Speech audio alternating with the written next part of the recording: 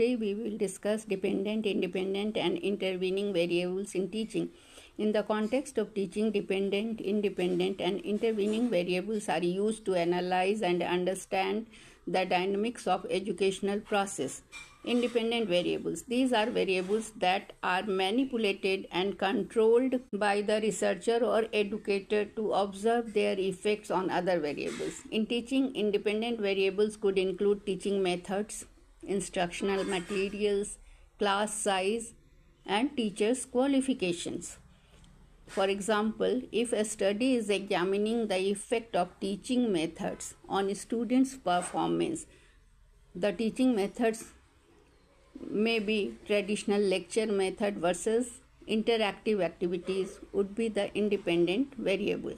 Dependent variables are those variables that are observed and measured to assess the impact of independent variables. In education, dependent variables often include students' outcome, such as academic performance, engagement, retention of information, and skill development.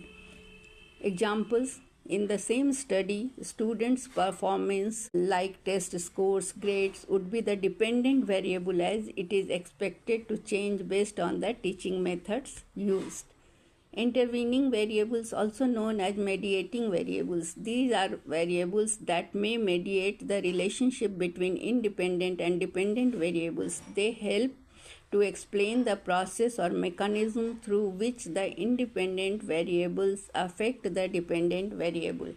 In education, intervening variables might include students' motivation, prior knowledge, or classroom environment.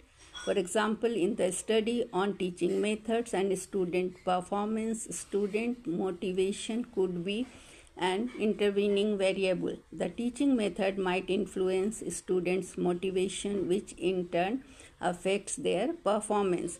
Understanding these variables helps educators and researchers to design better instructional strategies and studies to improve educational outcomes.